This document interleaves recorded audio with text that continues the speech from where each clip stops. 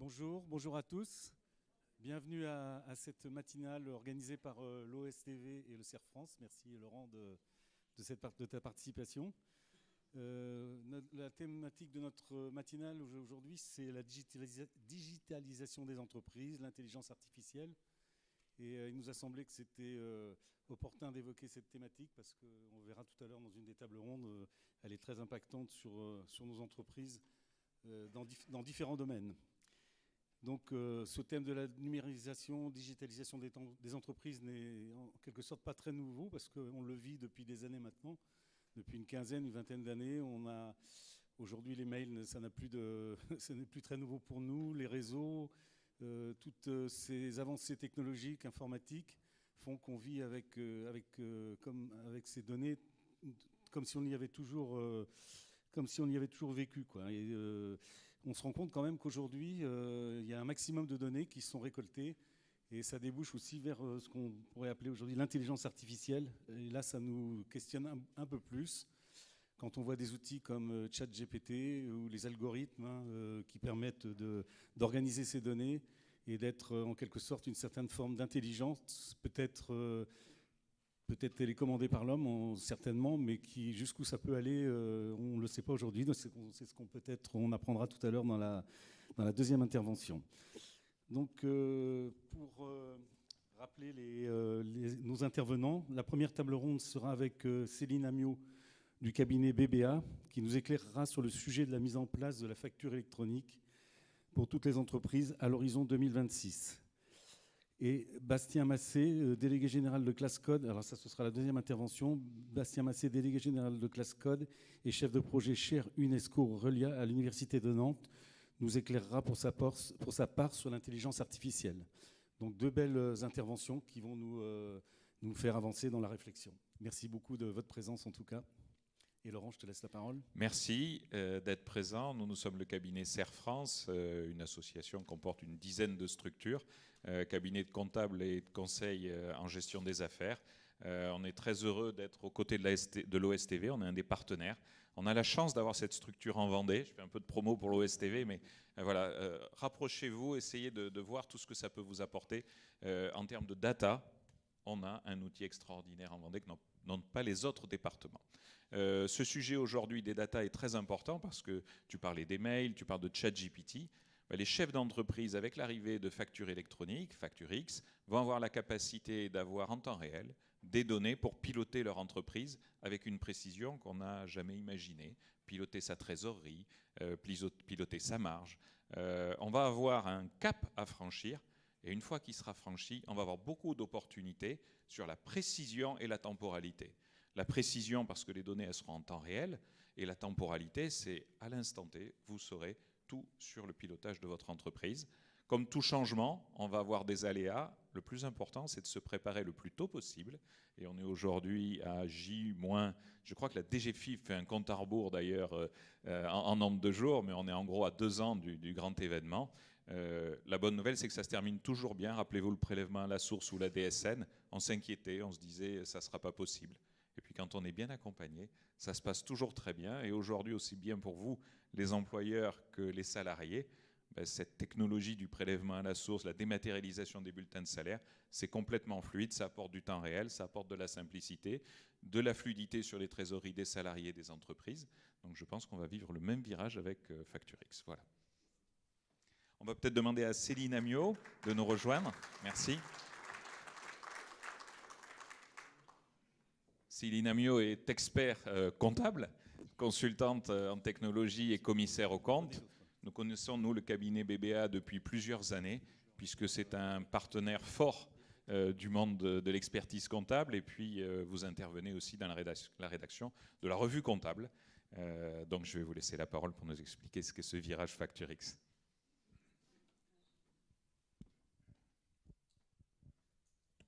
Merci beaucoup. Bonjour à tous. Donc en effet, je suis expert comptable, commissaire aux comptes, plutôt atypique puisqu'en fait je ne fais pas de compta et je ne fais pas d'audit, mais par contre je fais du conseil et du conseil pour les cabinets d'expertise comptable et d'audit. Et en effet, on écrit beaucoup. On est beaucoup dans la prospective puisqu'on a une revue professionnelle, donc la profession comptable, ce qui nous incite fortement à aller voir ce qui se passe dans le monde et dans le monde futur. Alors aujourd'hui, je vais vous parler de facture électronique. Donc on va faire un petit voyage au cœur de la facture électronique, de façon à ce que vous en ayez une visibilité peut-être un peu plus précise et que vous sachiez à peu près comment ça va se passer sur la période qui va arriver. Alors juste avant de commencer, je vais vous proposer de faire un petit retour en arrière et de faire un rappel à vos souvenirs. Souvenez-vous, il y a quelques années, comment faisiez-vous pour aller acheter de la musique? On sort du cadre. Comment alliez-vous pour écouter de la musique? Que deviez-vous faire avant? Vous deviez aller en magasin, acheter un CD, avoir un lecteur de CD. Bon, ça vous prenait un petit peu de temps. Là, aujourd'hui, vous entendez un titre. Si vous ne l'avez pas dans les 25 secondes qui suivent, c'est long. Comment faisiez-vous pour réserver vos vacances? Les catalogues, etc. Maintenant, des clics.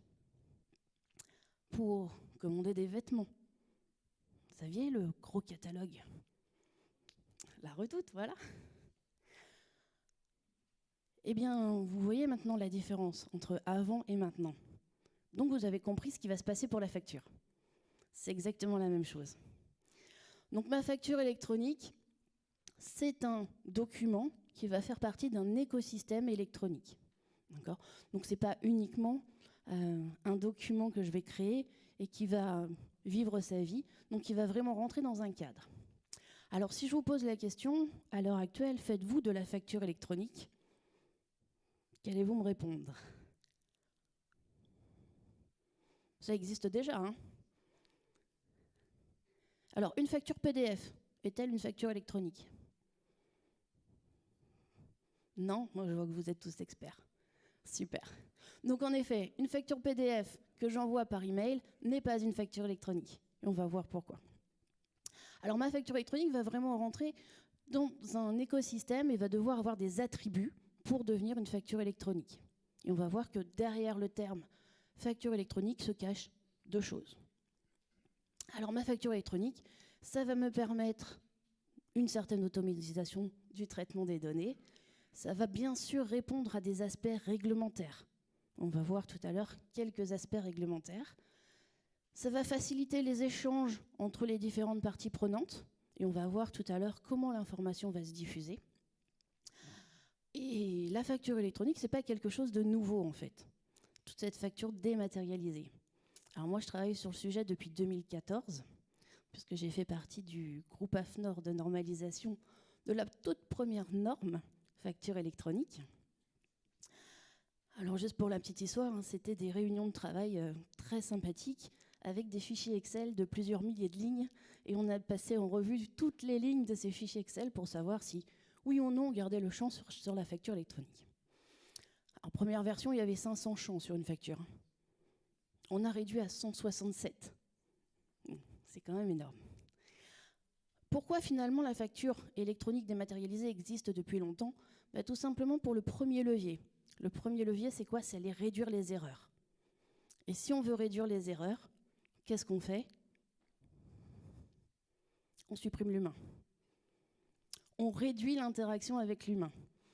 Il y a des études qui ont été réalisées et en effet, sur les facturations, quelle est la source d'erreur la plus fréquente? C'est l'humain qui est derrière l'ordinateur.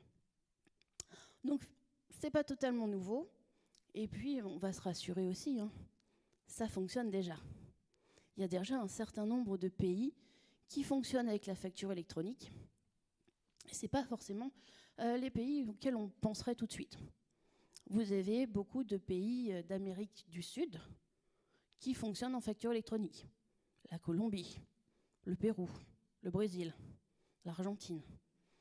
Tout cela sont déjà passés en facture électronique. C'est plus un sujet pour eux. Ça fonctionne très bien et ils ne veulent pas faire de retour en arrière. À titre d'exemple, la Colombie, elle est en train de passer au bulletin électronique. Tous les bulletins de paye sont en électronique. Et ça, c'est une obligation légale aussi. Donc nous, finalement, en France, on n'est ni mauvais élèves ni bons élèves. On n'est pas allé au début, mais on va suivre un peu le flow et rentrer dans le scope. Alors, c'est aussi rassurant qu'on ne soit pas bons élèves en facture électronique. Pourquoi?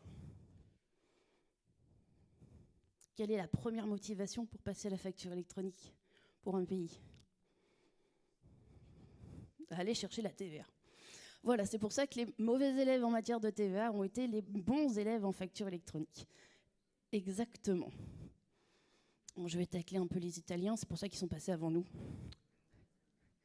Non, je rigole, mais on se sert beaucoup de leur exemple. Donc en effet, des motivations pour passer à la facture électronique, donc il en existe différentes. Et la toute première, bien sûr, c'est pour lutter contre la fraude à la TVA. Alors on n'est pas les moins bons, on n'est pas les meilleurs. Il y a quand même quelques milliards d'euros à les récupérer chaque année. Donc du coup, en effet, c'est la première des motivations. Ce n'est pas la seule.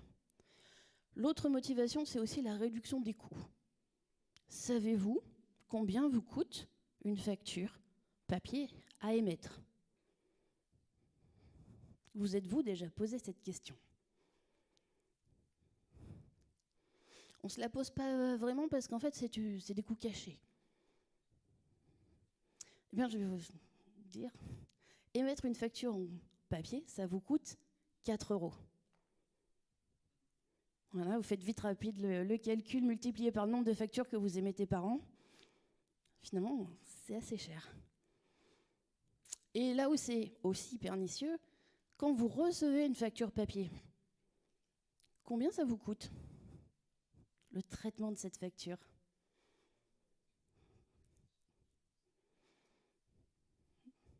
Autant que de l'émettre, 4 €.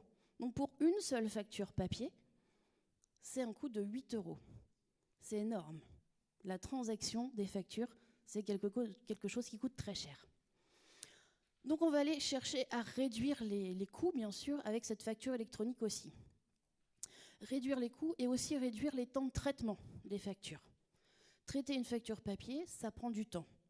Vous le voyez bien, généralement, vous envoyez une facture à un client et le délai de paiement peut être assez long. Bon, ça dépend de la structure à qui vous envoyez votre facture, mais ce délai de traitement peut être extrêmement long. Alors si on se fait la petite histoire de la facture papier, je me mets derrière mon ordinateur, j'ai mon bon de livraison, je vais faire ma facture, je vais les mettre. Ah, je me suis trompée. Vous savez quel est le logiciel le plus utilisé pour faire des factures en France? Excel, voilà. C'est pas du tout son rôle, mais pour autant c'est le plus utilisé. Donc c'est pas forcément le plus pratique. Donc je me trompe. Je recommence mon process, je refais ma facture, je la réimprime, je finis par la mettre sous enveloppe. Bon, une fois que j'ai une enveloppe, il me faut un timbre.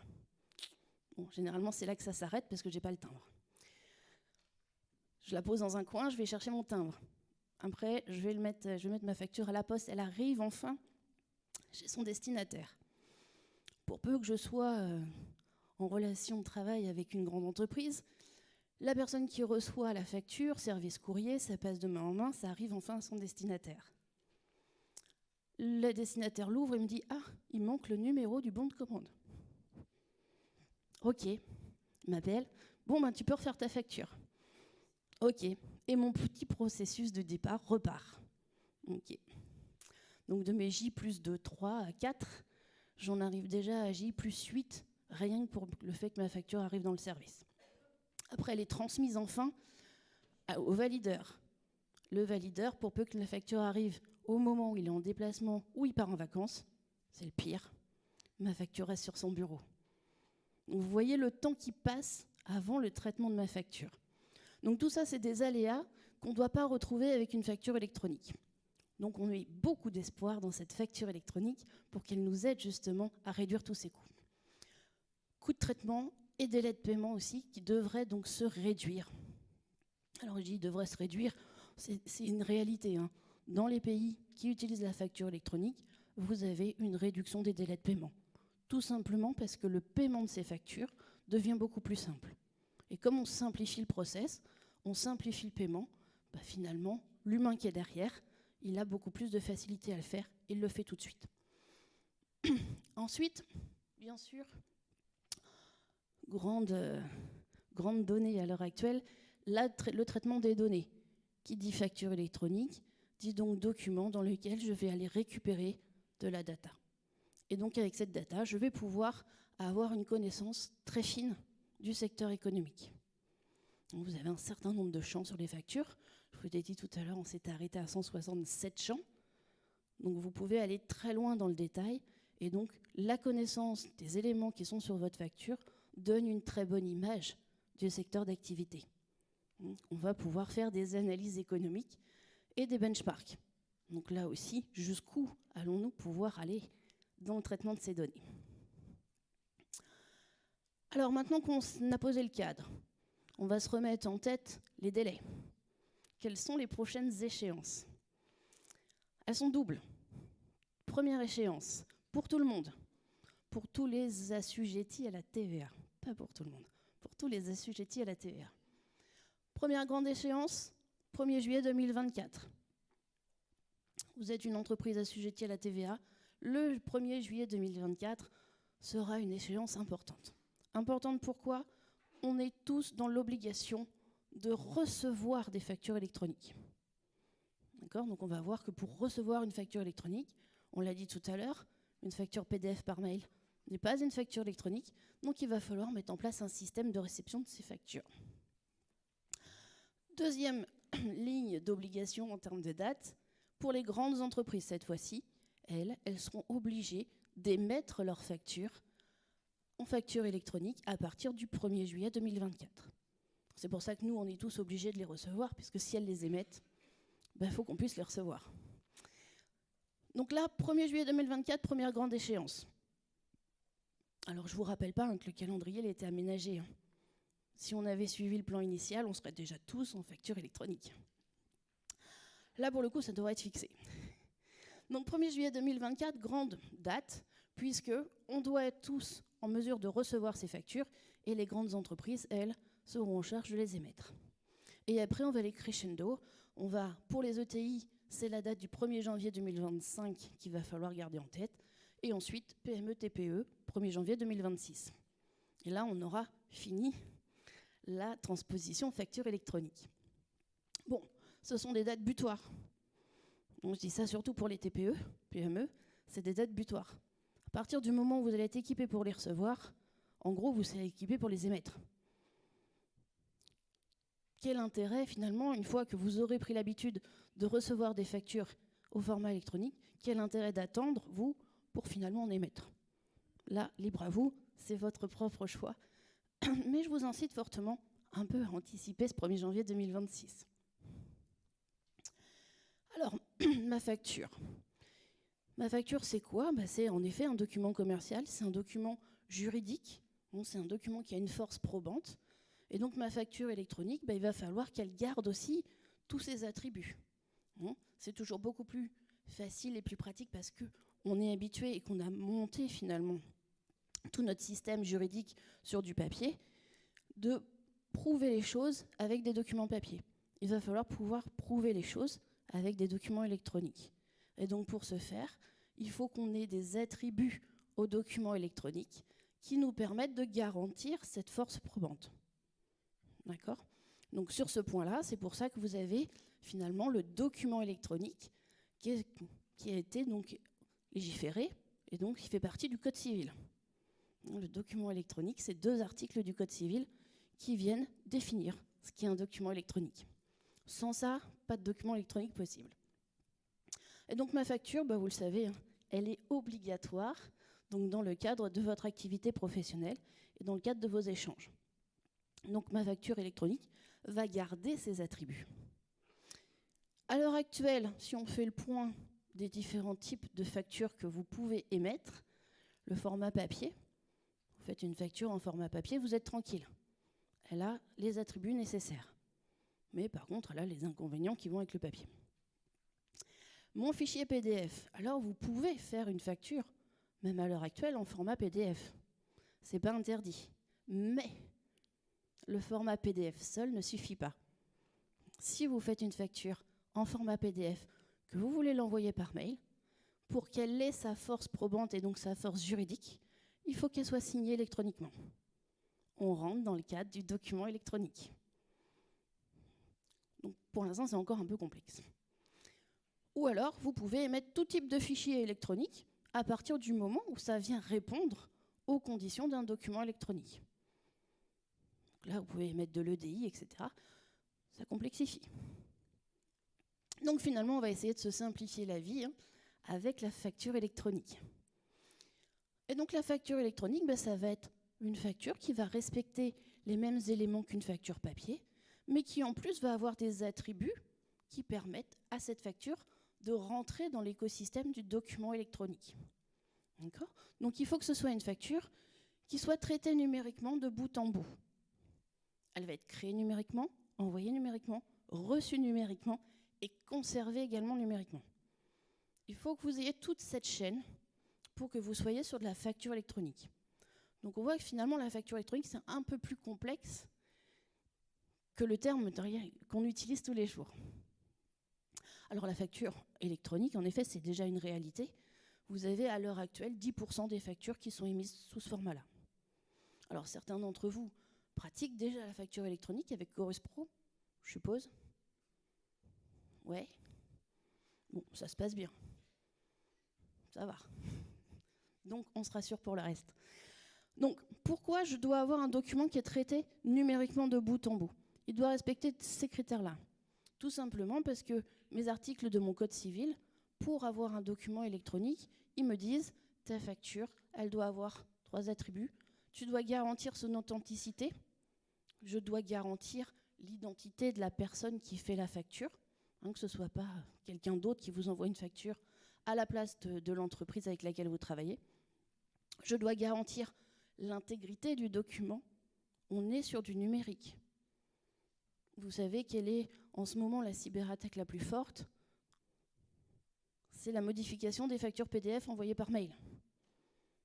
Vous savez, on en parle maintenant souvent. Le RIB, attention, changement d'adresse qui est mis sur la pièce jointe. Voilà, le mail a donc été intercepté avant sa réception, le fichier PDF modifié, remis, et le destinataire ne peut pas s'en rendre compte. Donc la facture que j'envoie, finalement, je ne garantis pas son intégrité avec mon PDF simple. Donc je dois garantir l'intégrité de la facture. Et enfin, la troisième composante, je dois garantir sa conservation. On est sur des documents numériques, donc forcément, ils ont des caractéristiques de conservation qui sont différentes de la facture papier. La facture papier, je la range dans mon classeur, je l'ai reçue, je ne peux pas la modifier, elle est comme ça. Par contre, la facture numérique, je peux ajouter des choses. Il n'y a rien de plus simple que de modifier un PDF. Donc je dois pouvoir garantir ces 3 éléments. Donc uniquement 10% des factures qui sont à l'heure actuelle émises en format électronique. Et donc officiellement, vous avez 3 types de formats de factures électroniques. Alors le format par excellence de facture électronique, c'est celui en EDI. Alors je ne sais pas si l'EDI, ça parle à tout le monde. Non. Vous avez le droit de dire non. Le format EDI, en fait, c'est un format qui permet à 2 systèmes d'information, pour faire simple, on va dire 2 ordinateurs, qui communiquent ensemble et qui échangent des données. Donc là, je suis sur un système fermé, de données à données, et ils se comprennent. Donc là, je n'ai pas d'intervention de quiconque. Donc là, je suis sur un format structuré, donc de type EDI, et on va échanger les factures de ce type-là. Mais du coup, ça suppose que moi, je sois équipé sur un logiciel EDI et que le récepteur soit aussi équipé d'un EDI. Alors pour rien vous cacher, quand on a travaillé sur la première normalisation de facture électronique, on travaillait au niveau européen. Les pays du nord de l'Europe ont dit simple, facture électronique égale EDI. Oula, on va y aller doucement. Non, c'est plus simple. Oui, on comprend bien que ce soit plus simple. Mais si on regarde les entreprises en France, là, ça devient carrément pas simple. C'est pas possible. On a mis beaucoup de temps à expliquer aux pays nordistes que le DI, ça allait être très compliqué en France. Les Allemands se sont joints à nous en disant « ça va être très compliqué pour nous aussi, il nous faut une autre solution ». Surtout qu'en plus, le DI, si je veux lire ma facture, il me faut le logiciel qui permet de traduire les documents. Donc très compliqué. Et donc du coup, est arrivé ce que vous commencez à entendre pas mal en ce moment, cette facture X. Facture X, c'est un format de facture qui permet à une facture, à un document, d'être numérique et d'être lu par un ordinateur. Et l'avantage de la facture X, c'est que non seulement elle est lue par un ordinateur, mais elle est également lue par un humain. C'est quand même le but initial, que moi, en tant qu'humain, je puisse lire ma facture. Ça paraît logique, et je vous assure que ça ne l'était pas pour tout le monde. Et donc du coup, FactureX, donc c'est un format hybride. PDF, on va juste en voir un petit exemple après. J'ai mon PDF sur mon recto, je peux le lire, j'y vois rien d'autre qu'un PDF avec ma facture normale. Par contre, au verso du PDF, j'ai ce qu'on appelle l'XML. J'ai le fichier XML, et donc le XML, c'est le langage qui a été choisi pour être le langage officiel facture électronique. Donc toutes les données sont retraduites dans ce petit fichier. Et je peux utiliser toujours du format non structuré type PDF, à condition qu'il y ait tous les critères dont on a parlé juste avant. Donc on se complique la tâche, d'accord, puisque ça sera généré dans l'autre format. Alors ma facture X, justement, donc je vous l'ai dit, un petit format PDF normal, je vois ma facture, et attaché à ma facture PDF, alors là je ne sais pas si vous pratiquez tous les pièces jointes au fichier PDF, c'est super pratique. Mais pour l'instant, comme tout le monde ne le pratique pas, il faut expliquer à la personne qu'on a mis des pièces jointes dedans. Mais vous pouvez tout à fait attacher des pièces jointes à votre PDF. Et là, c'est ce qui se passe avec la facture X, puisque vous avez votre PDF, là on voit le PDF, et à côté de votre PDF sur la gauche, vous avez un petit trombone. Quand vous cliquez dessus, vous avez toutes les pièces jointes qui sont attachées à votre PDF. Et là, si vous recevez une facture format facture X, ou que vous en émettez, vous pouvez l'ouvrir et vous pouvez aller sur le trombone voir le fichier XML. Vous pouvez l'ouvrir, hein. C'est pas très compliqué à lire. Vous allez voir, ça va vous rappeler le HTML. Donc, si vous allez sur Google Chrome, vous pouvez afficher le code de la page sur laquelle vous êtes et vous voyez à peu près, vous arrivez à voir où ça se passe sans être expert. Ben là, c'est pareil. Vous allez retrouver la codification et vous allez retrouver finalement les données qui sont sur votre facture. Ça, c'est pour nous, humains, et là-bas, c'est pour la machine. Tout le monde est content. Donc, mon format facture X privilégié, ce sera en effet le format de facture électronique privilégié. Bon, n'ayez pas peur. Maintenant qu'on a vu ce qu'était une facture électronique, on a vu ses attributs, on a vu pourquoi elle devait avoir ses attributs, c'est bien. Alors maintenant, quand je vais mettre ma facture, qu'est-ce qu'elle va devenir? Où elle va aller? Elle va suivre ce schéma en format Y. On aime bien les termes. Mais qu'est-ce que c'est que ce machin-là? Alors, il y avait deux schémas possibles, le schéma en I et le schéma en Y. La France a choisi le schéma en Y. L'Italie a choisi le schéma en X. Je vais vous expliquer ce que c'est. Donc là, le Y, vous voyez, on le voit se dessiner. En fait, Y, c'est pour représenter les échanges de flux de données. Ça représente les échanges de flux qui vont se faire. Donc, vous dites l'Italie, elle a simplifié les choses. C'est pas faux, mais elle s'est coupée de certains avantages. Nous, on se laisse des possibilités plus. Alors, que va faire ma facture? Donc, si je me pose ici. Alors, avant de vous expliquer le schéma, je vais revenir sur mes deux notions facture électronique. Je vous ai dit tout à l'heure, derrière le terme facture électronique, il y a deux choses. Il y a bien sûr la facture électronique, ce qu'on entend quand on prononce facture électronique, ce qui est en réalité le e-invoicing. Désolée, je ne peux pas ne pas utiliser l'anglicisme, puisqu'on ne l'a pas traduit autrement. Donc le e-invoicing. E-invoicing, c'est ce schéma Y avec mes factures qui vont s'échanger, et c'est ce à quoi vous pensez quand on parle facture électronique. À côté du e-invoicing, il y a le e-reporting. Ça serait trop facile s'il n'y en avait pas deux. Le e-invoicing, ça va concerner vos échanges en B2B, entre assujettis à la TVA. Mais vous n'échangez pas qu'avec des assujettis à la TVA. Comment ça va se passer? Et en plus, vous n'échangez pas forcément avec des assujettis à la TVA français. Vous échangez peut-être avec l'Espagne, avec la Belgique, la Suisse, etc. Donc comment ça va se passer? Donc là, vous avez tout ce qui va rentrer dans le invoicing, qui va rentrer dans le schéma classique, et tout ce qui sort de cette facture électronique telle qu'on l'entend, ça va passer par du e-reporting. C'est là que les choses vont se compliquer un petit peu. Tout ce qui sort du cadre entre assujettis B2B français va passer par une déclaration à faire, une saisie de données à faire sur une certaine fréquence. On en parlera après. On va déjà se focuser sur mon schéma Y. Donc mon schéma en Y, ça va être le transfert des données de ma facture électronique quand je vais émettre une facture ou quand je vais en recevoir une. Alors si je me positionne en tant qu'émetteur de facture, on va partir d'ici, prendre le petit en haut, pour échanger une facture électronique. Donc on a vu, c'est une facture qui a des attributs particuliers. Il va falloir conserver ces attributs. Il va falloir la livrer à son destinataire. Donc vous allez passer par des différents opérateurs. Vous avez la possibilité donc de passer par ce qu'on appelle une PDP, une plateforme de dématérialisation partenaire. Donc c'est cette plateforme qui va prendre votre facture, vous allez lui envoyer, et elle va envoyer, elle, la facture à la plateforme du destinataire. Donc premier échange. Moi, j'envoie ma facture à ma PDP, et ma PDP va l'envoyer ici, à la plateforme du destinataire. Donc ça va être, bien sûr, en instantané. Et mon destinataire donc, sera prévenu que ma facture est disponible. Donc il ira chercher sur la PDP sa facture. Les PDP, c'est des logiciels, en mode SaaS, que vous allez utiliser et sur lesquels vous allez retrouver plein d'informations. Vous allez retrouver vos factures de vente, vous allez retrouver vos factures d'achat, puisque les entreprises vont vous les envoyer sous ce format-là, et vous allez avoir les statuts de chacune des factures. C'est-à-dire que quand vous allez l'envoyer, vous allez avoir statut envoyé.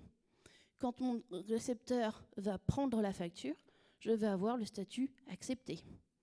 Quand mon récepteur va payer la facture, je vais avoir le statut facture payée. Donc je vais avoir toute la traçabilité des différentes étapes que va subir ma facture. Donc je vais avoir beaucoup d'informations. Pareil, si ici il veut envoyer une facture à mon premier acteur, ça va suivre le même chemin. Ça, c'est le premier chemin. Ensuite, lorsque je vais toujours envoyer ma facture à ma PDP pour qu'elle l'envoie, non seulement elle l'envoie à son destinataire, logique, mais en plus, la PDP va envoyer les informations à ce qu'on appelle le PPF, le portail public de facturation. Mes données, il faut bien qu'elles soient transmises à l'administration à un moment. Donc ma plateforme, elle va capter mes données et elle va les envoyer directement. Et là, vous avez le portail public qui va réceptionner les données. Pareil ici, quand je vais, moi, recevoir une facture, que je vais accepter une facture, etc., ça va générer des données. Ces données seront aussi transmises par la PDP au portail public. D'accord ? Donc en fait, le portail public, on peut le comparer à un super condensateur de toutes les données. D'accord ? Alors, c'est sur ce portail que va être positionner le fameux annuaire. Pour envoyer des documents numériques, il faut bien qu'on vous identifie. Et donc pour vous identifier, il y aura un annuaire national, et cet annuaire national sera renfermé dans la plateforme publique. Une fois que vous êtes répertorié dans l'annuaire, vous allez pouvoir recevoir vos factures et les envoyer. Vous allez être inscrit dans le système. Et c'est ensuite mon portail public qui se chargera de diffuser l'information dans un premier temps à l'administration fiscale. C'est la première concernée. Par la suite, d'autres administrations pourraient être intéressées par les données de mes factures. Mais pour l'instant, on va rester là-dessus. Donc, mon schéma d'échange de factures électroniques. Ça peut paraître complexe comme ça, mais au final, moi, qu'est-ce que j'ai à faire ? Je vais me reposer ici. J'émets ma facture, je la pose sur ma plateforme. Je lui dis juste à qui ça doit aller et terminé. Après, c'est de l'organisation, c'est du processus, c'est du transfert de données. Le e-reporting maintenant. Donc si vous travaillez avec des particuliers, ceux-là ne sont pas assujettis TVA en B2B. Donc toutes les transactions que vous allez faire avec des particuliers, il va falloir les reporter sur la plateforme. Et là, on va voir, suivant votre régime de TVA, vous allez avoir une fréquence différente de reporting. Tout ce qui est intracommunautaire, donc au niveau européen, c'est pareil. Ça ne rentre pas dans mes PDP schéma Y. Pour l'instant, en tout cas. On n'a pas tous le même système. Souvenez-vous, les Italiens, ils ont pris le modèle en I, et nous, on a pris le modèle Y. J'ai un peu l'impression de travailler chez Tesla, moi. Alors, mon modèle Y, lui, donc il va me servir pour mes factures, et à côté de ça, je vais venir faire du reporting sur ma PDP. Alors, vous allez avoir le choix, hein. Soit vous allez passer par une PDP, soit vous passerez que par le portail public. Vous savez, le portail public, ça revient à Chorus Pro. Par contre, vous n'aurez pas les mêmes possibilités. Les plateformes PDP, bien sûr, vont vous ouvrir un univers de services que la plateforme publique ne fera pas. Ça va pour le schéma Y?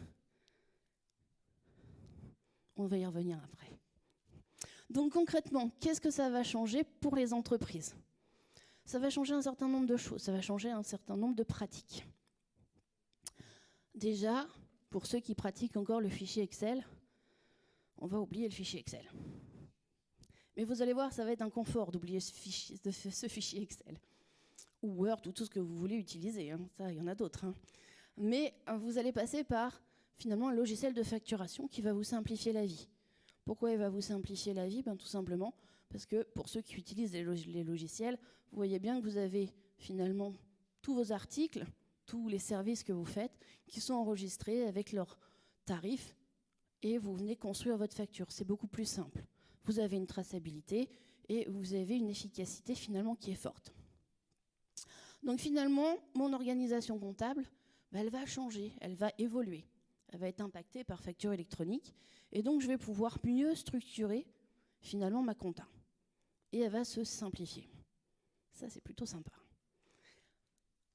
Donc je vais avoir une information, je l'ai dit tout à l'heure, un peu en temps réel, puisque chaque fois que je vais faire une facture, les données vont être tout de suite captées et elles vont être tout de suite traitées. Alors qu'avant, il fallait un certain temps.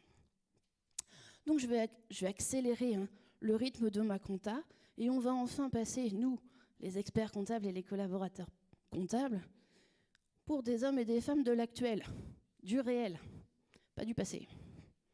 Quand on vient raconter, en effet, quelques mois après la clôture, alors votre année s'est déroulée comme ça. Je suis un peu au courant, je l'ai vécu. Mais maintenant, on va être beaucoup plus dans l'action, beaucoup plus dans l'anticipation, grâce à ça. La fameuse boîte à chaussures. Alors les nouveaux dans la compta, ils ne connaissent pas la boîte à chaussures, tant mieux pour eux. Mais c'est en effet le fait de remettre les papiers un peu en désordre à chaque échéance de déclaration de TVA. Et en catastrophe, parce que, en effet, on a autre chose à faire que de la compta. Donc la fin de la boîte à chaussures qui, entre parenthèses, s'est transformée au fil du temps, là, avec la transition numérique des entreprises. Avant, c'était vraiment la boîte à chaussures avec les papiers dedans. Maintenant, il y a un bout de boîte à chaussures, papier, un bout par mail, un bout sur les espaces clients, etc. de chaque site. C'est un vrai casse-tête. Donc tout ça, ça va se balayer et ça va s'harmoniser. Point important, la facture électronique, ça signifie réduction des délais de paiement. Ça, c'est super important. Alors c'est déjà une réalité. Je prends l'Italie parce que c'est vraiment le plus proche. C'est une réalité. Si on regarde aux États-Unis, eux, ils n'ont pas de facture électronique. Ça n'existe pas. Quand on parle avec eux de ça, ils nous disent « Oh, on vous regarde, mais nous, pas d'obligation. » Pourquoi il n'y a pas d'obligation? Parce que 95% des TPE américaines font leur compta sur le même logiciel et que collé à ce logiciel, vous avez une application qui permet de recevoir les factures, de savoir quand est-ce qu'elles sont reçues, savoir quand est-ce qu'elles sont réceptionnées et de les payer en un clic. Ça vous rappelle ma PDP. Eux, c'est ce qu'ils ont sur leur téléphone et il n'y a pas eu besoin de réglementation pour ça. Mais du coup, quand je reçois une facture, je peux dire je la paye à l'échéance, je la paye maintenant, ou il y a un problème avec ma facture, je ne la paye pas. C'est exactement ce qui va se passer sur nos PDP. Et donc du coup, réduction des délais de paiement et nos trésoreries s'en porteront bien mieux.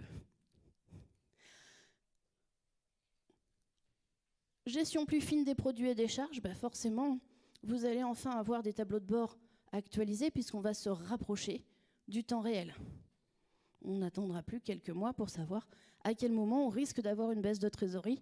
Là, ça se verra. Et donc, du coup, les cabinets comptables vont pouvoir vraiment jouer leur rôle d'accompagnateur et d'être au cœur de vos prises de décision. Par contre, ça va nécessiter quand même d'avoir une certaine rigueur, de mettre en place certains process. C'est pareil, si vous ne faites pas vos factures, en temps réel, vous n'aurez pas l'information en temps réel. Je sais qu'on fait le job et après on met un peu de temps à faire la facture. Ça, si on ne se contraint pas, si on ne s'astreint pas à faire la facture, qu'elle soit électronique ou papier, on crée un biais. Mais une fois qu'on rentre vraiment dans cette habitude, vraiment ça facilite la vie. Plateforme nécessaire. Donc en effet, on l'a vu tout à l'heure sur le schéma, vous allez avoir différents acteurs et dans ces acteurs, vous allez avoir des plateformes. Pourquoi la plateforme va être nécessaire? Tout simplement parce qu'elle va canaliser toutes vos factures. Ça va vraiment être la Bible. Et en plus, souvenez-vous, il y a 3 exigences, authenticité, intégrité, conservation. Elle va aussi permettre la conservation de ces documents en format numérique obligatoire, en respectant la réglementation, en respectant les règles de sécurité. Vous savez, les factures, c'est un vrai enjeu. C'est un vrai enjeu aussi au niveau national, puisqu'on ne peut pas transmettre les factures à n'importe qui. Imaginez un pays qui prend toutes les données des factures d'un autre pays, il a une connaissance très fine de toute l'économie. Donc c'est vraiment des enjeux aussi en matière cyber qui sont très importants. Et donc du coup, c'est pour ça que la conservation, elle est très très encadrée. Et donc ces plateformes vont s'occuper de faire cette conservation. Donc la plateforme, c'est vraiment un des éléments sur lesquels vous allez travailler. Dans un premier temps, vous allez émettre des factures, peut-être en facture X, elles seront scellées par la plateforme et là, elles deviendront de vraies factures électroniques. Vous allez pouvoir continuer un petit peu à émettre vos factures en fichier Excel. Mais les plateformes s'occuperont de les transformer en facture X, dans un premier temps. Attention, pas toutes les plateformes. Il faudra bien que la plateforme le fasse si vous avez besoin de continuer comme ça. Ce que je ne vous conseille pas, vous l'avez compris. Donc tous les formats de factures vont être acceptés par ces plateformes qui vont s'occuper de les transformer en vraies factures électroniques, de les sceller. Donc ça va être un confort dans les premières années d'utilisation.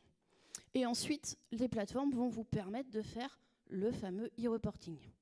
C'est là que vous allez saisir les informations ou transmettre les informations si vous faites de l'export ou si vous êtes en B2C. Donc mon schéma Y, on l'a vu, hein. Donc là, on voit encore un peu mieux le Y. Et donc, vous avez différents acteurs, on l'a vu, qui vont intervenir sur ce schéma. Donc, juste pour faire un petit focus sur les différents acteurs, vous avez le portail public de facturation, le PPF, qui, sa fonction première est de détenir l'annuaire qui vous permet d'être référencé, et ensuite qui, lui, va capter toutes les informations des PDP et qui va retransmettre les données à l'administration fiscale.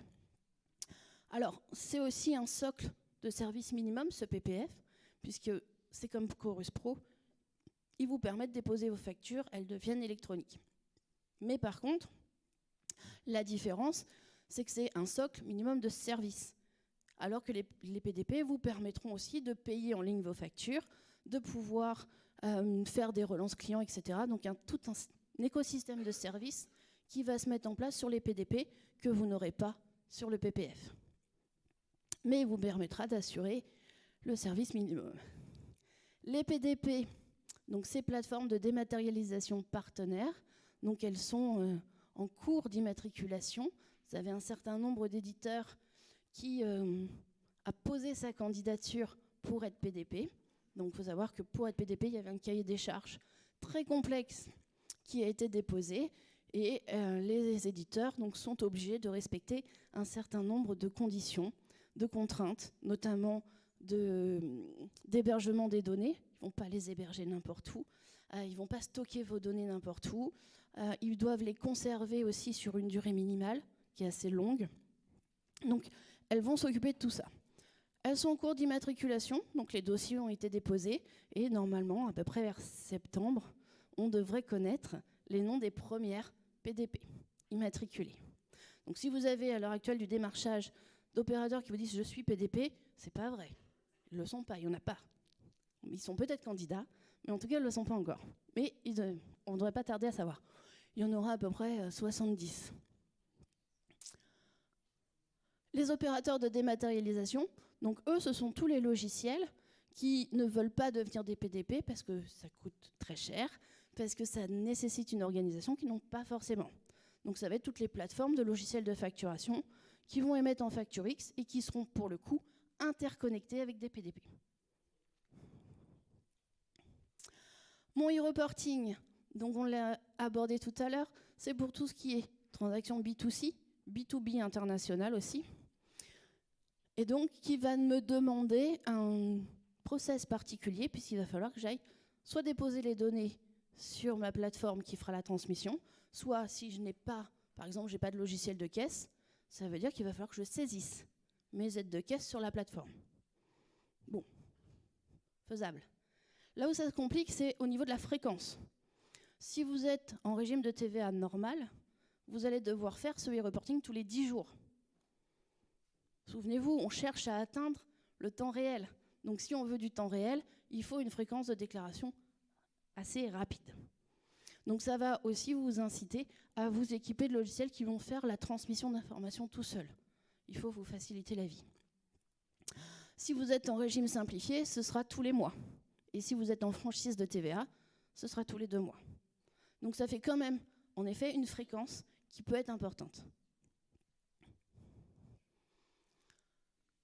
Rappel du calendrier, donc on l'a vu, les dates butoirs, 1er juillet 2024, grande échéance, puisqu'il faudra être équipé de PDP pour pouvoir recevoir des factures électroniques, être inscrit dans l'annuaire. Donc il ne faut pas trop tarder une fois que les PDP sont immatriculés.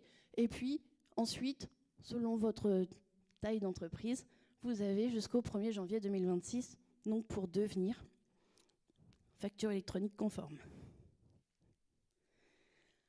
Donc là, je vous ai remis un schéma un peu plus simplifié, si vous avez besoin de l'utiliser pour vous le remettre en mémoire avec le transfert donc, de ma facture, des données de mes factures, donc, qui se fait de format en schéma Y. Important donc, dans les échanges de données des plateformes, ce sont les statuts des factures. Ma facture est acceptée, ma facture peut être refusée. Vous avez fait une erreur sur la facture, forcément le client va vous dire « j'en veux pas de votre facture ». Et il faudra traiter les refus de facture. Elle va être payée et elle va être encaissée. Donc toutes ces informations-là vont être recensées et transmises. Et donc sur le e-reporting, vous aurez une action à faire donc, directement sur la plateforme pour pouvoir venir saisir toutes les données qui sortent du principe e-invoicing. Donc 2 actions majeures à faire, vous l'aurez compris. Collecter les factures électroniques avec l'obligation 1er juillet 2024, être en capacité de les recevoir. Donc pour ça, bonne pratique, il faut anticiper les choses. Donc là, le maître mot qui va être martelé jusqu'au 1er juillet 2024, c'est anticiper. N'attendez pas le 15 juin 2024 pour faire quelque chose. Et ensuite, émettre vos factures électroniques. Donc là, pour ça, la majorité des TPE n'utilisent pas encore de logiciel de facturation. Il y a à peu près 65% de TPE qui n'ont pas de logiciel conforme Facture X. Donc là, vous avez encore une marge à réduire. Franchement, ces solutions de facturation, elles peuvent vraiment vous faciliter la vie. Donc n'attendez pas la dernière minute pour vous équiper, pour en parler à votre cabinet d'expertise comptable qui peut vous aider aussi sur cette mise en place. Et donc, équipez-vous d'une solution de facturation qui vous permet de faire cette transition tranquillement, de façon à ce que 1er janvier 2026, ça soit finalement qu'une étape pour vous, alors que vous aurez déjà accompli toutes les démarches nécessaires. Je vous remercie de votre attention. Et c'est le moment des questions. Merci. Alors, on va enchaîner.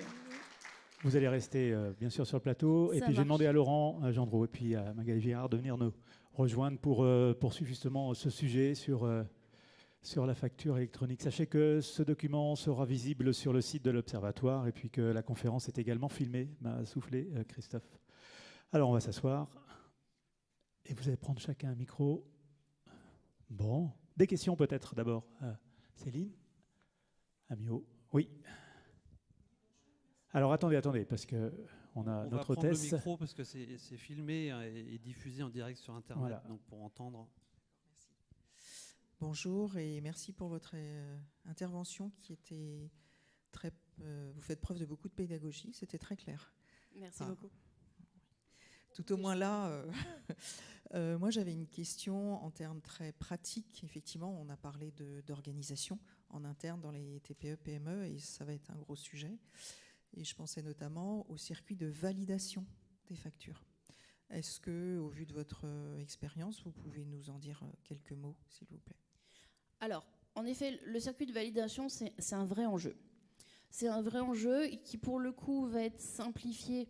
Parce que si vous êtes déjà passé en facture dématérialisée, alors je ne dis pas forcément électronique, mais qu'à la réception de factures, vous dématérialisez vos factures, vous les scannez, etc., on voit qu'on perd un peu cette finesse de suivi des factures. On a une facture numérique, on ne passe pas forcément à mettre un tampon numérique sur la facture pour suivre son transfert. Ça va être simplifié finalement par la plateforme. Et là, il va vraiment falloir prendre l'habitude et les process de travailler sur les plateformes, puisque c'est elles qui vont traquer toute la facture. C'est-à-dire que vous aurez du coup une connexion à faire sur votre tableau de bord PDP, et dans votre tableau de bord PDP, vous aurez un espace vente, un espace achat, et c'est là où finalement vous allez suivre tout le cheminement de la facture et tous les statuts. Et donc les validations vont se faire par les intervenants qui agiront sur cette plateforme.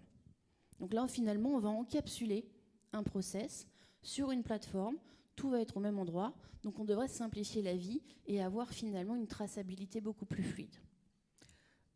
Par rapport à ça, juste une précision, je suppose que les PDP proposeront des habilitations pour les différentes actions? Tout à fait. On aura des accès par type de collaborateur. Vous allez définir les accès en fonction des collaborateurs. Qui a accès à quoi et de quelle autorisation à tel profil. Donc là, vous allez en effet tout paramétrer. La réponse vous convient? Parfait. Alors, autre question, où on enchaîne avec les intervenants. Magali Girard, vous êtes inspectrice principale à la DDFIP Vendée. Ah, Raymond Loison. Merci. J'ai deux questions. La première, on voit de nouvelles formes d'organisation du travail et d'entreprise avec des micro-entreprises. Puis je ne sais pas quelles autres formes on va inventer puisqu'on est dans une espèce d'ouverture. Donc, comment ça va se passer pour ces nouvelles formes d'entreprise? Et puis la deuxième question, on choisit une plateforme, donc on paye une prestation, et on n'est pas satisfait et on veut en changer. Comment ça se passe, le changement vers une autre plateforme avec toutes les données qui sont quelque part stockées, voilà. Et puis la troisième question, qu'est-ce qui se passe en cas de blackout ou de cyberattaque et on reprend le papier et le crayon. Comment on fait pour se sortir d'une situation quand on est tout... On reprend la boîte aux chaussures. On reprend la boîte à chaussures. Non, surtout pas. Il n'y en aura plus. Non, mais bon, même si c'est pas pour arrêter le progrès, puisque je pense qu'il faut y aller. Mais c'est comment on prévoit l'imprévisible. Ça marche. Alors, les micro-entreprises, oui, ça va être un vrai sujet puisqu'elles n'ont pas forcément d'organisation comptable telle qu'une TPE, etc. Et du coup, je pense que c'est eux qui vont avoir aussi beaucoup de questions et qui vont devoir finalement mettre en place un certain nombre de process, un peu comme s'ils étaient une TPE. Bon, pour autant, ça facilitera les échanges. Ils auront aussi les avantages de cette traçabilité. C'est sûr que du coup, ça va les structurer. Donc, il va falloir mettre en place des process, mais il y a une obligation même pour elles et également même en étant tout seul. Voilà. Okay. Il va falloir se mettre des process de travail, ça c'est clair. Mais finalement, après, les process, c'est sur une période. Quand on est tout seul, on va vite les mettre en place, on va vite les corriger. Et une fois qu'on les a adoptés, c'est une hygiène de comptabilité, je vais dire. Et finalement, ça apporte une tranquillité, même pour le micro-entrepreneur. Donc finalement, il y a un petit passage à faire. Et après, ils vont rentrer pareil sur le même système. Et ça sera beaucoup plus fluide. Alors après, pour les PDP. Donc j'ai une PDP, je veux en changer. En effet, lorsque vous allez prendre une PDP, vous allez aussi regarder dans les conditions générales de cette PDP qu'est-ce qu'elle fait de vos données et comment elle vous restitue les données. Et donc là, vous allez brancher un flux d'informations et en fait, la PDP est dans l'obligation de vous restituer vos données pour pouvoir les repositionner chez quelqu'un d'autre. Bon, elles le feront de l'une à l'autre. Ils sont partis du principe que vous n'allez pas changer de PDP tous les jours. On va essayer. Mais en tout cas, c'est une opération qui est prévue. Et pourront le faire. Elles sont dans l'obligation de le faire de toute façon. Donc après, c'est comme tout changement de logiciel. Vous avez une base de données, vous la déplacez sur un autre logiciel. Il y a toujours Un temps de migration. Travaux, un temps de migration et un temps de recettage important pour vérifier que vous avez bien toutes vos données. Mais au niveau des données, en fait, une fois qu'elles sont validées et que la facture est payée, elle est archivée. Finalement, l'archivage, c'est un encapsulage des données qui est dans un super coffre-fort numérique. C'est une image, hein, mais c'est un super coffre-fort numérique. Et donc, vous allez les prendre et les déplacer dans un autre coffre-fort. Et la troisième question, en cas de noir complet. Alors là, normalement, le cahier des charges, du coup, Magali, je pense que vous aussi, vous allez pouvoir répondre à ces questions. Le cahier des charges est extrêmement drastique et très contraignant de ce côté-là. Et donc, vous avez des réplications sur différents serveurs de façon à justement rendre la statistique la plus faible possible sur ce blackout. Après, si on est sur le méga blackout, là, par contre, je pense qu'on aura d'autres soucis que de récupérer nos factures. Magali Girard, oui, quelques précisions justement à la question. Oui, tout à fait. Alors Magali Girard, la plupart d'entre vous me connaissent déjà sur la mission Action économique à la direction des finances publiques. Et donc je suis référente facturation électronique depuis quelques mois avec ma collègue Delphine Brousse qui est dans la salle et que vous pourrez peut-être voir dans d'autres interventions également puisqu'elle me supplée dans les interventions quand je ne suis pas disponible ou en doublon avec moi. Donc pour répondre tout de suite sur en complément sur cette problématique de la cyberattaque, effectivement, les cahiers des charges qui sont demandés aux plateformes, les plateformes sont actuellement, peut-être quelque chose qu'on n'a pas dit tout à l'heure, enfin que vous n'avez pas dit, Madame Amiot, avec votre présentation qui était vraiment très précise, merci. Aucune plateforme n'est habilitée actuellement, elles sont en train de se faire habiliter. Ouais. Un certain nombre ont déposé le projet, mais elles ont encore du temps pour déposer là jusqu'à la fin de l'année. Et les premiers agréments seront faits à partir de septembre-octobre au mieux. Donc, si vous avez un éditeur informatique, quoi que ce soit, qui vous dit moi je suis agréé, etc. Pas de précipitation. Pas de précipitation, ce n'est pas vrai. Tout le monde se prépare, tant mieux, parce qu'il faut se préparer. Mais personne n'est agréé pour le moment, même si ça devrait arriver dans les mois qui viennent. La plateforme publique, c'est effectivement le socle Chorus. Pour ceux qui font du travail en marché public, vous connaissez Chorus Pro. C'est le même socle qui va servir à asseoir la plateforme publique. Donc, avec l'AIFE, donc tout ça, c'est hébergé DGFIP, parce que j'ai oublié de le dire, mais c'est effectivement la Direction générale des finances publiques qui porte le projet. La direction de projet est installée au sein de la Direction générale des finances publiques et on travaille avec un socle de partenaires, dont les experts comptables, bien entendu. Donc la plateforme publique est hébergée Chorus et donc vous avez vu que les plateformes partenaires vont intégrer Chorus, vont intégrer la plateforme publique pour redescendre ensuite sur l'administration fiscale. Et donc du coup il y a des verrous qui sont demandés aux plateformes partenaires parce que bien entendu il ne faut pas venir contaminer Chorus qui est toute notre socle de comptabilité de l'État. Je suis aussi responsable de comptabilité de l'État dans ce département. Pensez bien que je n'ai pas envie de voir arriver des choses, des virus. Voilà, l'État est régulièrement attaqué en cyberattaque. On a des grosses plateformes de verrous, d'armoires verrous informatiques, comme disait Madame Amiot. Et donc, du coup, ce coffre-fort va être renforcé, est en train d'être renforcé pour faire passer les milliards de lignes facturation électronique qui arrivent. Et donc, les plateformes, le point important dans leur cahier des charges, c'est effectivement de répondre à cette cybersécurité. Sinon, elles ne passeront pas l'agrément, c'est certain. Alors, je suppose que c'est le cœur de votre... Enfin, c'est un des sujets de votre mission. Je suppose que ce type d'intervention, assez régulier en ce moment. Il y a une prise de conscience ? Tout à Vous fait. l'apercevez ? Oui, alors j'ai déjà fait... Pas prise de conscience, ou du moins le sujet... la 5e intervention depuis le début de l'année que je fais sur la facturation électronique. Alors forcément, on y va doucement pour vous informer qu'il faut que vous passiez à la facturation électronique. La prise de conscience, elle est assez variable, je dirais, si on est les publics... Les entreprises un petit peu plus staffées, forcément, en ont entendu parler, ils sont déjà en train de se préparer. Les plus petites, on parlait notamment des micro-entrepreneurs, le sont un peu moins, mais les experts comptables accompagnent et commencent à passer les messages. Et notre rôle, à moi et Delphine, c'est effectivement d'aller au plus près des territoires, comme on le fait toujours en action économique, pour passer les bons messages et vous accompagner justement dans cette prise de conscience. Alors, beaucoup de choses ont été dites justement dans cette première partie avec Céline Amiot. On va essayer de quelques faits saillants, quelques sujets saillants, notamment sur la déclaration de TVA. Oui. Alors, avant peut-être d'aller sur la déclaration de TVA, si vous pouvez me permettre, Madame Amiot a dit quelque chose d'important. Dans les interventions que j'ai pu faire jusqu'à présent, la facturation électronique est assez souvent vue comme une contrainte. Ce sont, on vous l'a dit, 3 nouvelles obligations. Transmettre votre facture de manière électronique avec un format normé au sens électronique du terme, du e-reporting de données et du reporting de paiement. Donc, ce sont 3 nouvelles obligations qui ont été inscrites par la loi et par les décrets. Et donc, du coup, il faut voir que ces 3 nouvelles obligations qui arrivent, en fait, il faut les transformer en opportunités. Je crois que Mme Amiot l'a bien dit.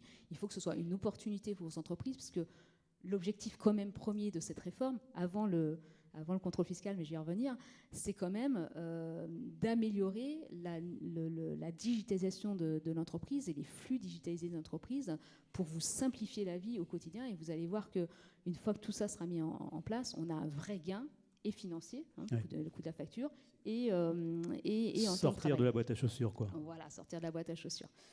Donc sur les simplifications de TVA, vous me disiez, il y a 2 types de simplifications qu'on vise. Une première, en fait, cette facturation électronique, quand elle sera bien mise en place avec le e-reporting données, va nous permettre, dans nos services impôts entreprises, une meilleure surveillance. Mais avant la surveillance contrôle fiscal, vous savez, moi je suis plutôt attachée au conseil et à l'accompagnement des entreprises. Avant ça, une surveillance qui va nous permettre de mieux accompagner les entreprises, au sens où on va pouvoir observer plus en anticipation les dépassements de seuil. Vous le savez certainement, en TVA, on a différents régimes de TVA avec des seuils et donc des démarches, des régimes sur lesquels il faut qu'on bascule. On disait tout à l'heure que tout ça, ça concerne les assujettis à la TVA. Un assujetti à la TVA n'est pas forcément une entreprise qui paye de la TVA. Et j'insiste, un auto-entrepreneur qui est franchisé en base, il n'est pas à la TVA parce qu'il est en franchise en base, mais il est bien assujetti à la TVA. Donc il est soumis aux 3 obligations. D'accord ? Donc cet auto-entrepreneur, très souvent, il y a un moment, il se crée en auto-entreprise, il démarre son entreprise, et puis il dépasse les seuils de la TVA. Et puis, comme il n'y a pas de comptable, il ne s'en rend pas forcément compte tout de suite, ou il ne s'alerte pas tout de suite qu'il faut qu'il change de seuil. Et on le rattrape dans nos services après en disant, il y a un an, vous avez passé le seuil, et là, on vous fait un contrôle, et là, on vous fait. Donc le but, c'est d'accélérer cette anticipation. Un suivi plus pointu. Voilà, en suivant, et nous, en ayant des alertes dans nos dossiers, pour contacter l'entreprise, pour lui signaler qu'il est en train de dépasser le seuil, qu'il va falloir qu'il migre vers un autre régime de TVA. Pareil pour le régime simplifié, le régime normal. Donc ça, c'est une nouvelle mission d'accompagnement en fait, d'entreprise que nos services impôts entreprises seront tenus de faire. Et la deuxième simplification qu'on recherche par ce dispositif, c'est le pré-remplissage à terme, j'ai bien à terme, de la déclaration de TVA. Donc sur le même modèle sur lequel on a fait il y a déjà pas mal d'années maintenant la déclaration pré-remplie à l'impôt sur le revenu, on va construire la déclaration pré-remplie de TVA de sorte à ce que là aussi l'entreprise elle ait un gain de temps où elle aura juste à vérifier les données de la déclaration qui arrivera dans son socle et qu'elle ne soit pas à rechercher toutes ces lignes pour rechercher combien j'ai collecté, combien j'ai déduit, etc.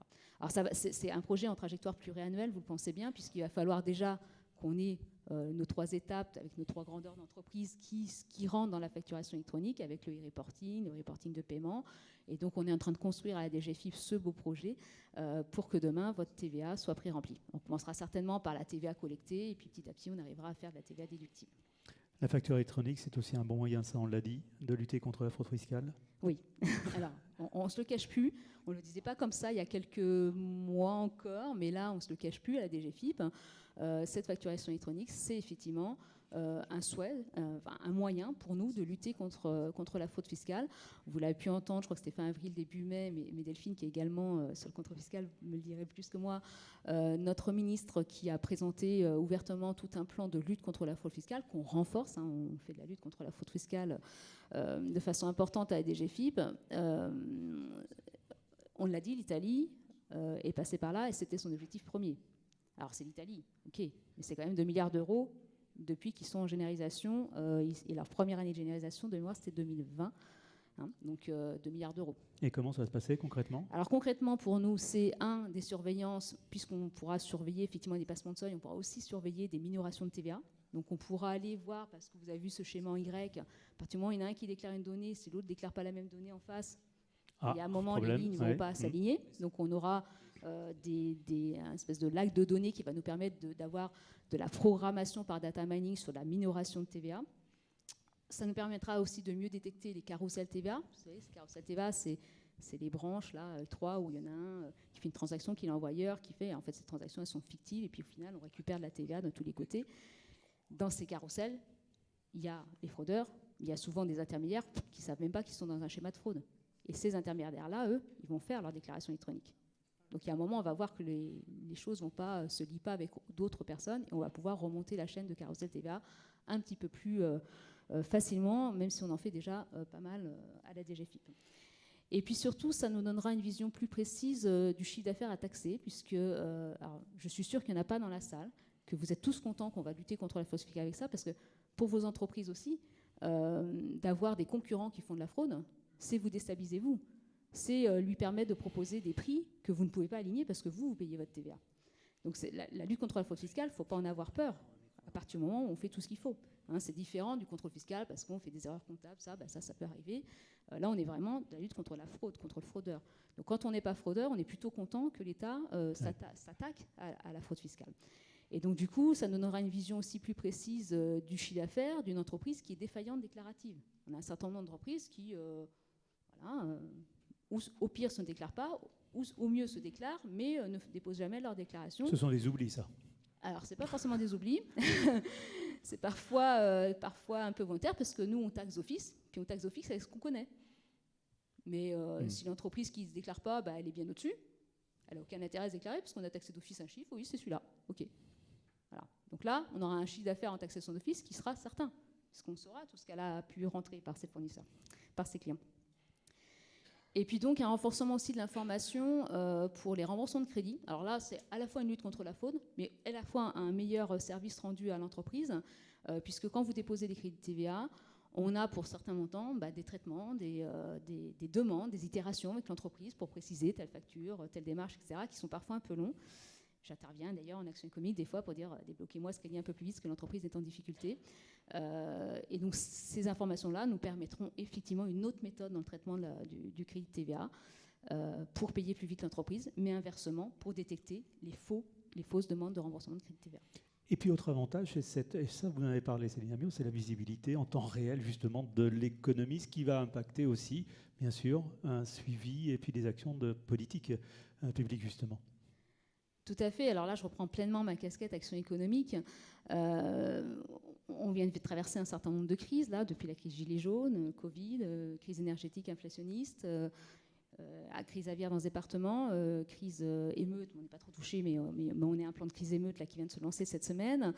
Et notre difficulté, et les différents partenaires qui sont dans la salle peuvent le savoir, puisque je les interroge très souvent sur notre difficulté pour remonter les informations au gouvernement, c'est de dire mais quel secteur est en train d'être le plus tout de suite maintenant impacté par la crise, sur quel secteur il faut qu'on adapte notre politique publique d'accompagnement de l'entreprise pour ne pas attendre qu'elle soit trop dans le rouge et que ça aille mal. Alors on a tous ensemble travaillé effectivement pour remonter très rapidement les secteurs qui s'impactaient petit à petit, parce qu'on n'a pas de visibilité contemporaine actuellement en France pour dire la construction est en train d'aller mal, le tourisme là est en train de chuter. On s'en doute par rapport au contexte, et puis on utilise la remontée de terrain. La contemporanéité des déclarations, des éléments, va nous permettre, secteur par secteur, par ce gros lac de données, d'identifier des variations économiques sur des secteurs de façon beaucoup plus rapide, de sorte à permettre l'adaptabilité des politiques publiques, des mesures d'aide éventuellement, au fur et à mesure. Je vous rappelle que le Fonds de solidarité, c'est 41 décrets modificatifs pour intégrer les différents points qu'on montait, tel secteur qui n'est pas concerné, tel trou dans la raquette, etc. Donc, si on peut en avoir un peu moins grâce à ça, on sera beaucoup plus réactif en accompagnement de crise. Sur le sujet des plateformes, vous en avez parlé un petit peu, pas de précipitation. Elles seront labellisées, une vingtaine de plateformes au total ? Oui, c'est ce que vise la DGFiP. Après, il n'y a pas de chiffre arrêté complètement, mais effectivement, il faut qu'on en ait assez pour permettre le choix. Il ne faut pas qu'il y en ait trop non plus, parce que s'il y en a trop, on peut moins bien les agréger et les surveiller, entre guillemets. Comment choisir la bonne plateforme ? Voilà. Alors, comment choisir ? Ça, c'est la grosse question qui va vous revenir.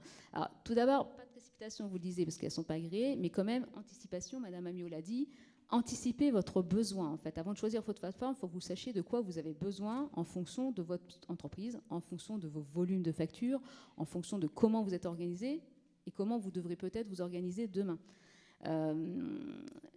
Pas d'inquiétude, on va dire, pour le 1er juillet 2024, où effectivement, il faut que tout le monde, du plus petit auto-entrepreneur à la plus grande entreprise, soit en capacité de recevoir de la facturation électronique. Puisqu'on l'a dit, les grandes entreprises, au 1er juillet 2024, donc concrètement, c'est EDF, Orange, etc., vont, eux, émettre en facturation électronique.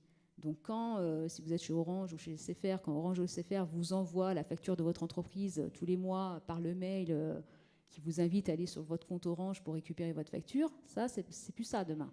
Demain, ils enverront peut-être toujours un mail commercial, mais la facture, vous allez devoir la récupérer dans votre plateforme de réception de la facture. Donc au 1er juillet 2024, il faut que tout le monde ait choisi une plateforme.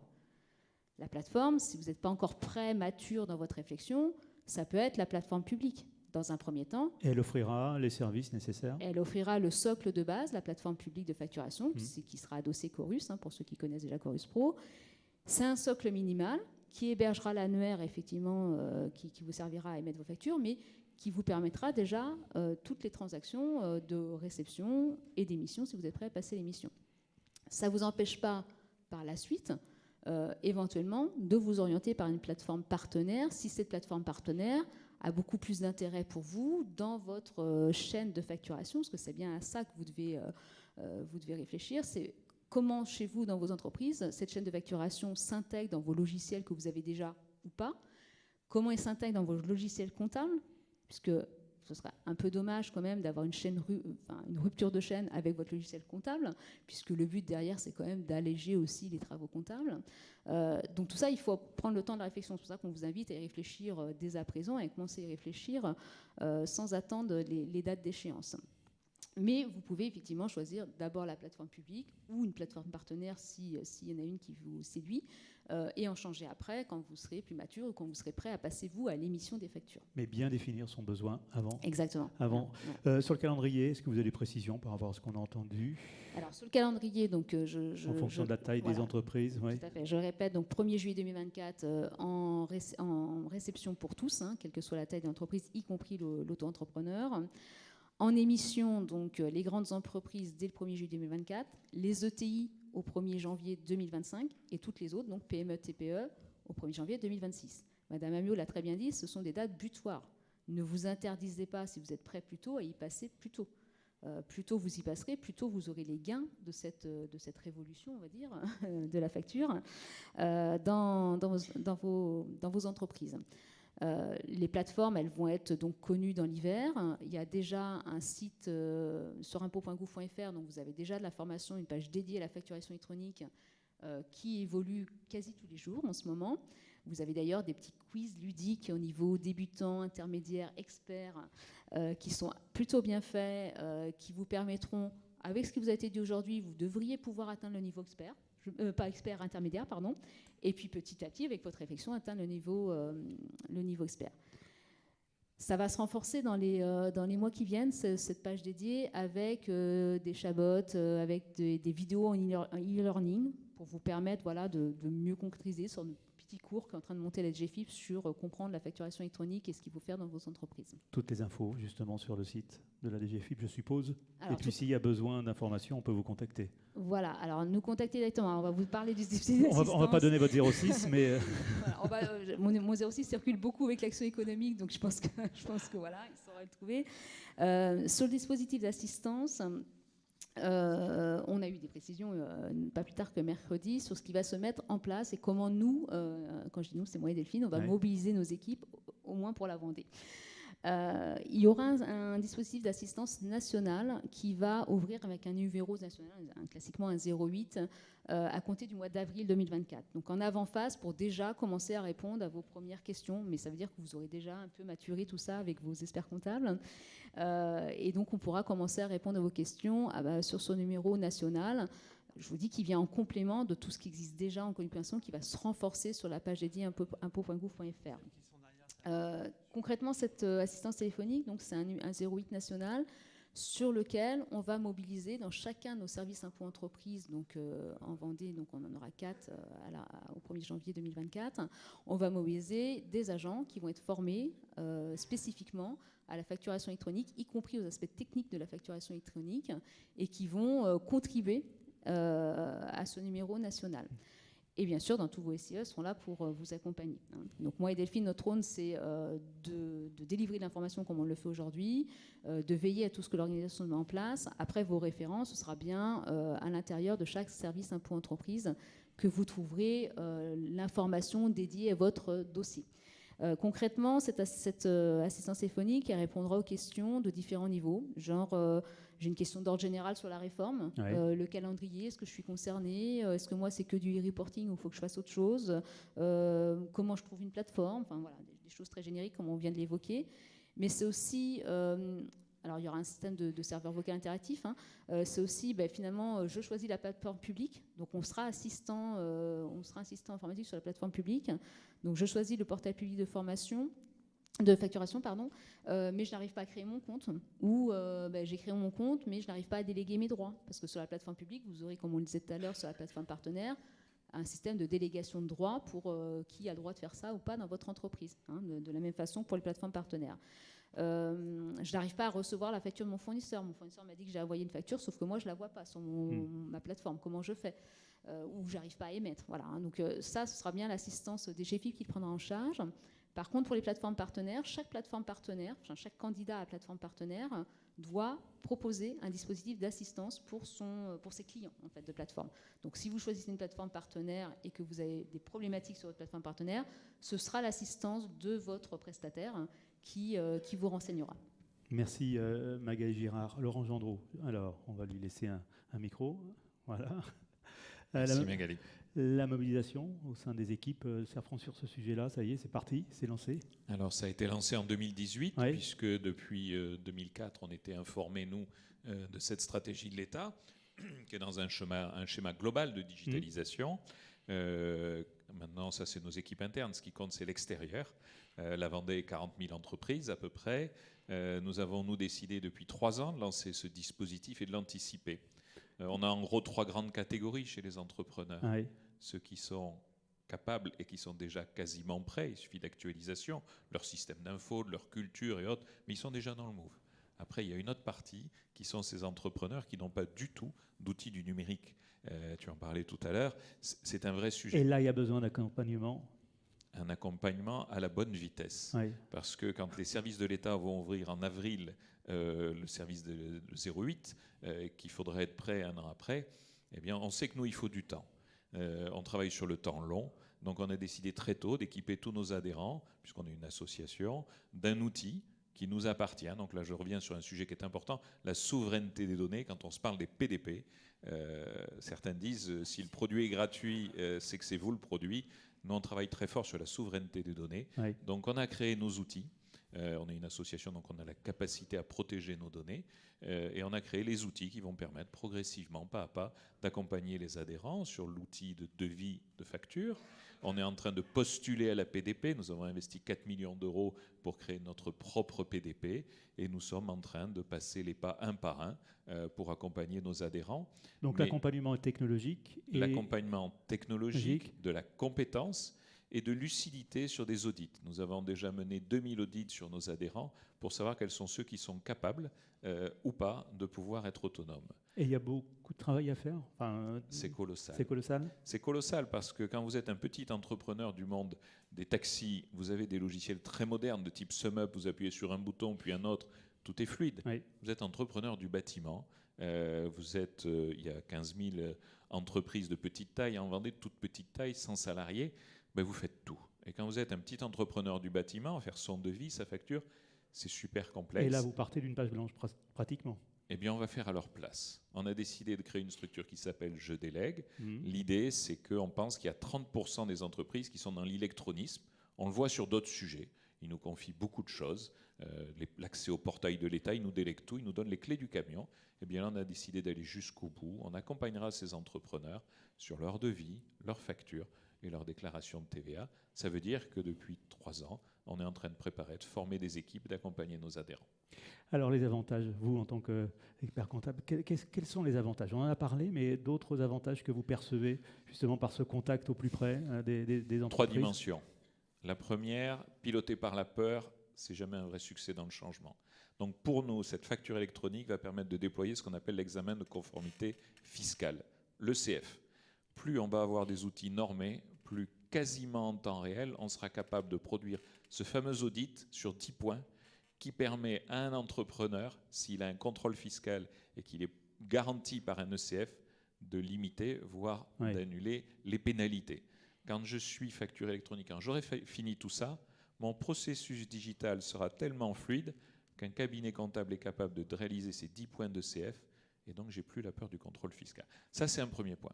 Le deuxième, c'est notre rêve, permettre non pas d'intervenir 15 mois après le début de l'exercice pour dire voilà ton résultat, parce que le chef d'entreprise il le sait déjà, c'est d'intervenir au mois, en temps réel. Ouais. C'est du Waze. Aujourd'hui, avant vous preniez votre carte pour aller d'un point A à d'un point B, vous faisiez le cumul de toutes les distances, vous ne connaissiez pas les aléas. Aujourd'hui, avec la facture électronique, quand on aura passé le cap, et il y a un cap à passer, il est notable, eh bien on sera en pilotage en temps réel et on pilotera de manière beaucoup plus précise et sereine la trésorerie.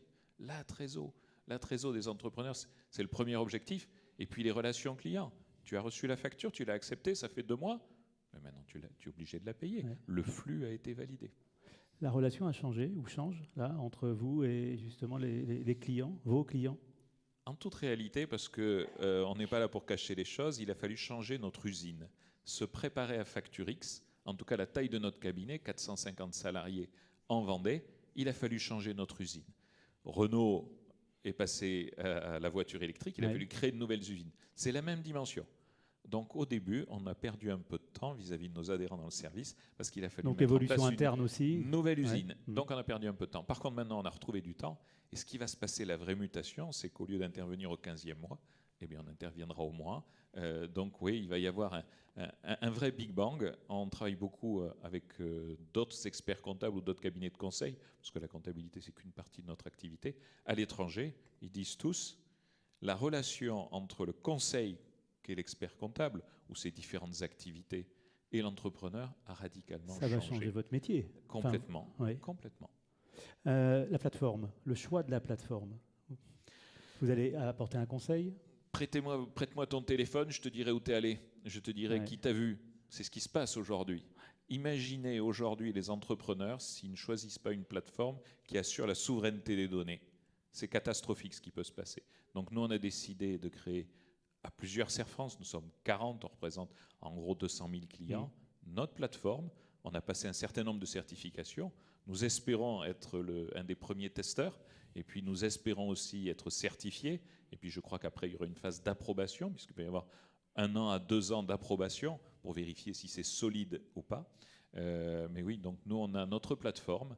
Et cette plateforme sera disponible rapidement. Il y a une étape à faire avant la plateforme, je crois, Madame Girard, c'est s'inscrire à l'annuaire des entreprises. N'attendez pas trop tard, messieurs les chefs d'entreprise. D'abord, s'inscrire à cet annuaire. Et ensuite, vous pourrez vous inscrire à votre plateforme. Mais cette plateforme, moi j'ai un maître mot, c'est attention à qui vous donnez les clés du camion, à qui vous donnez vos clés. Alors une information, là, en préparant justement ce temps, 16 millions de Français restent éloignés d'Internet ou manquent d'aisance dans les usages. Vous en avez un petit peu parlé.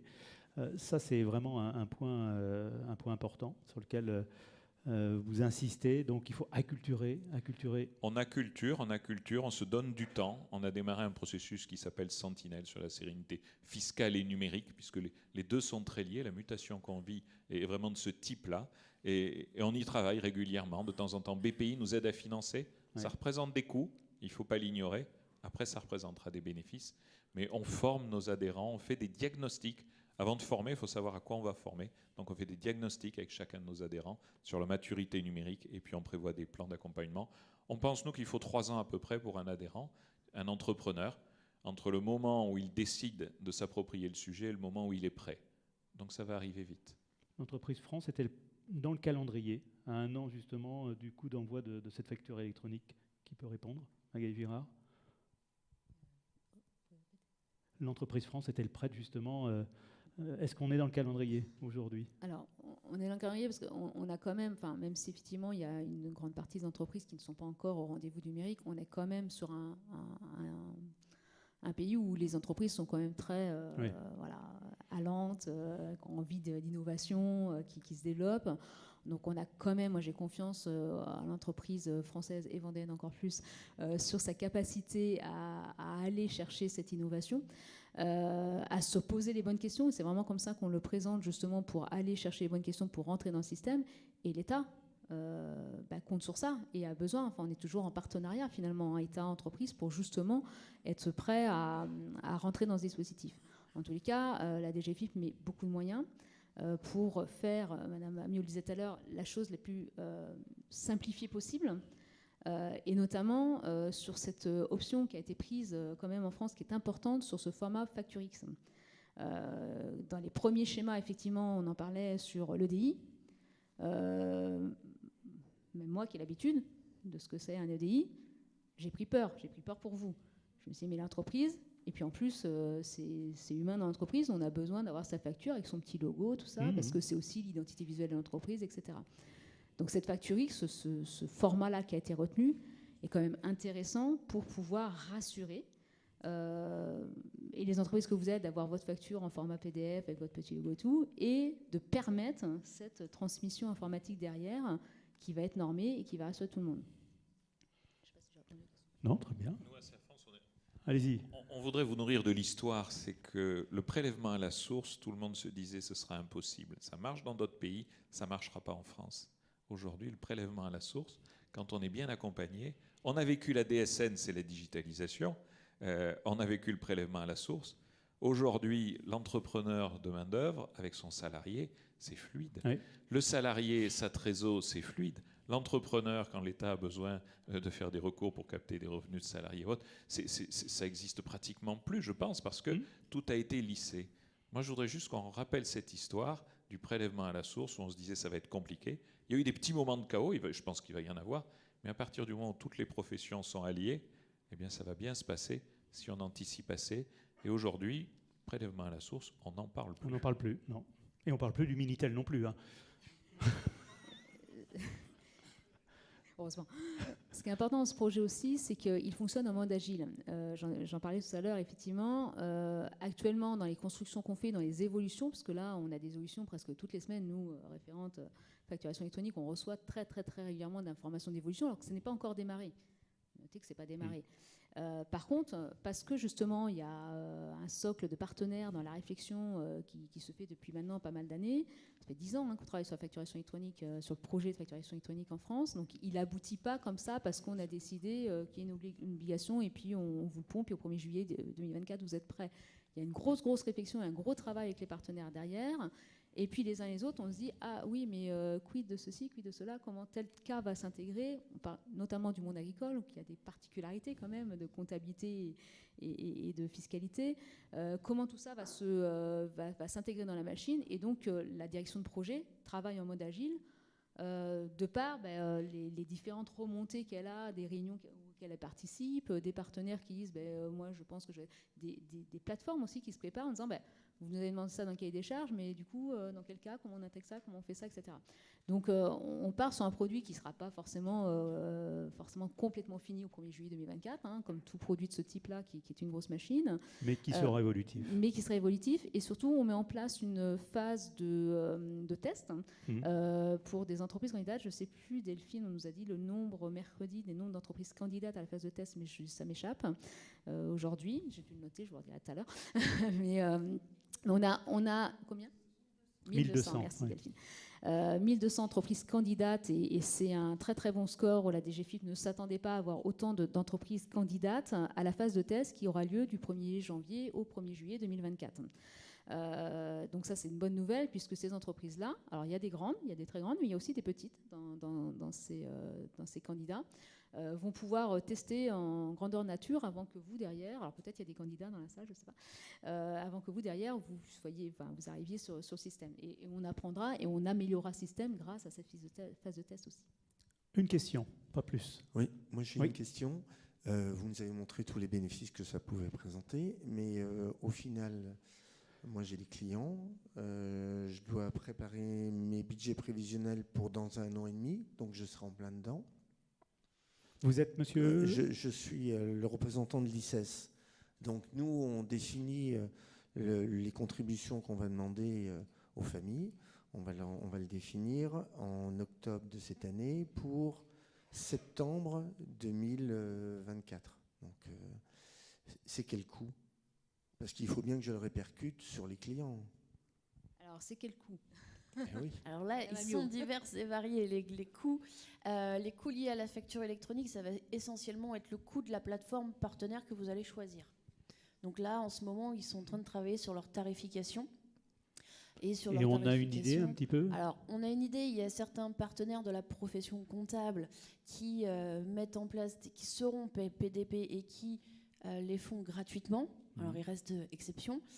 Sinon, en ce moment, les tarifs, c'est entre 10 centimes de la facture jusqu'à 30 centimes de la facture. Donc, si on les compare à nos 4 €, ça va.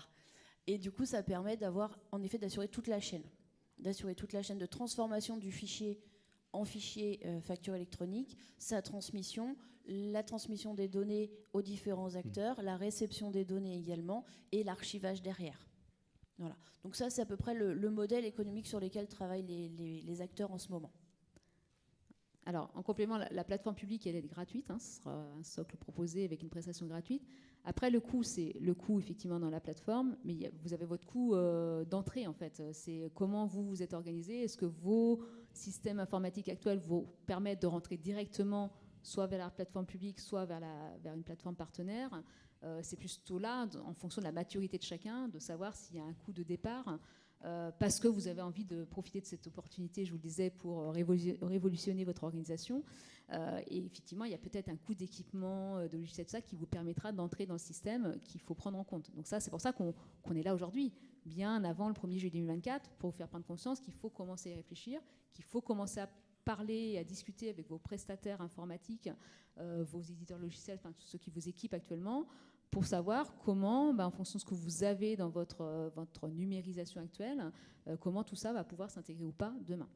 Très bien, merci. Oui. Une toute dernière question. Bonjour à tous, merci pour vos interventions. On a beaucoup parlé d'entreprise à entreprise, etc. Moi, je suis un particulier, j'ai fait travailler un artisan. Comment ça se passe? Quel genre d'informations je récupère? Je suis équipé informatique, qu'est-ce que je récupère? J'ai 85 ans, j'ai pas du tout d'informatique chez moi. Comment ça se passe? Je réponds. Alors pour le particulier, ça ne change rien. Le particulier, lui, va recevoir sa facture classique de son petit artisan ou de son entreprise qui fait travailler. Pour lui, c'est complètement transparent, il n'a absolument rien à faire. Il n'aura peut-être jamais entendu parler de la facturation électronique, mais ce n'est pas grave, puisque, je vous le rappelle, pour les entreprises assujetties donc, qui travaillent avec des particuliers, elles auront à faire du e-reporting. Donc, Madame Liu disait tout à l'heure, concrètement, pour le commerce, le restaurant, c'est transmettre son ticket Z de caisse.